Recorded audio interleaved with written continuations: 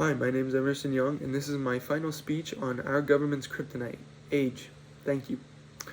Almost a year ago, during a visit to my family, I was woken up to an early Saturday morning alarm thanks to our blaring living room TV tuned to NBC News.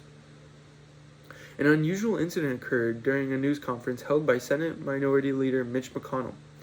During a press conference, as Senator McConnell was in the middle of responding to a reporter's question about his re-election plans, something unexpected happened. He suddenly became silent and frozen in time for about 30 seconds. A few minutes had passed, and it was pretty clear that he was no longer in stable condition to continue the conference, and he was quickly escorted out. Not to mention, this was the second time an incident like this has happened to him. The whole thing got me thinking, is there such thing as being too old when it comes to holding some of the highest public offices in our country? Surely such important jobs in our government shouldn't be held by people who can't function well, regardless of their political affiliation. Republican or Democrat, the real issue in this current age of our government seems to be age. Before we go deeper with this debate, let's clarify the current state of our government. The U.S. government does not currently have a set age limit for all positions. Some agencies and roles do have minimum age requirements, and understandably so, but the Constitution sets rules about how old you need to be to hold certain federal offices. But there aren't any rules about how old is too old to serve in the federal government. Of course, as our generations progress, human life expectancy tends to increase, which leads to longer working years for the average person. A Gallup poll organized by Jeffrey M. Jones shows a pretty significant shift in the average age of retirement. In 1991, the average retirement age was at 57, while today it has gone up to 66. But I say it's important that we need to prevent the politicians in our nation from being influenced by these demographic changes. And according to a poll by CNN, there's also a growing population of Americans who have concerns about whether someone born during the Great Depression can adequately address our nation's modern needs, especially when you consider the potential problems and challenges of cognitive decline the older you get in life.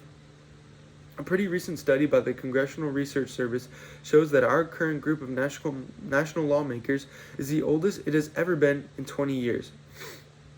In the Senate, the average age is now 64, and in the House of Representatives, it's a little bit lower at 58. Also, more than half of the House's voting members are baby boomers who are born between 1946 and 1964. But when we look at the top leadership positions in Congress, crazy enough, it even gets higher. To give a few examples, at the time of the study, the Senate Minority Leader Mitch McConnell was 80 years old. The House Speaker Nancy Pelosi was 82, and Senator Chuck Grassley was 88. The oldest senator in our Congress goes to 89-year-old Dianne Feinstein of California, who was born in 1993. Speaking of Dianne Feinstein, there have been some moments when she had trouble with her words. For instance, during a Senate appropriations hearing vote on July 27, 2023, she started reading her prepared thoughts until her partner, Senator Patty Murray, leaned over and whispered, "Just say aye." I think it's also worth mentioning that this trend has also spread to the highest position in our country. President Donald Trump became the oldest person to become president at the age of 70 in 2017. But his record was also quickly overshadowed by President Joe Biden, who was elected at the age of 78 in 2021. If President Biden were to be elected for a second term in 2024, he would be 86 years old by the time his presidency ends. Now, how does everyone else feel about the trends in our government? Well, a poll by CBS News and YouGov found that a big majority of Americans, about 73%, think we should have a maximum age limit for elected officials. Most of the people who have took part in the poll believe that 70 years old would be a good age to stop serving. What's also interesting is that this opinion is pretty much the same across both political parties. About 64% of Republicans and 57% of Democrats agree that there should be age limits. There also wasn't really disagreements between the age groups and the participants either.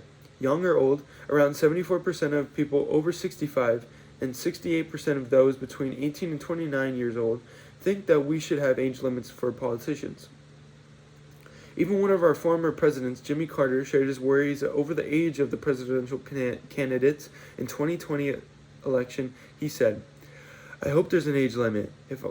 If I were just 80 years old, if I was 15 years younger, I don't believe I could undertake the duties I experienced when I was present." End quote. The biggest counter-argument to this topic is that younger people just simply don't have the wisdom and years of experience needed to be applied to the job. But have you ever heard of the saying, quote, "You can't learn to swim without getting in the water"?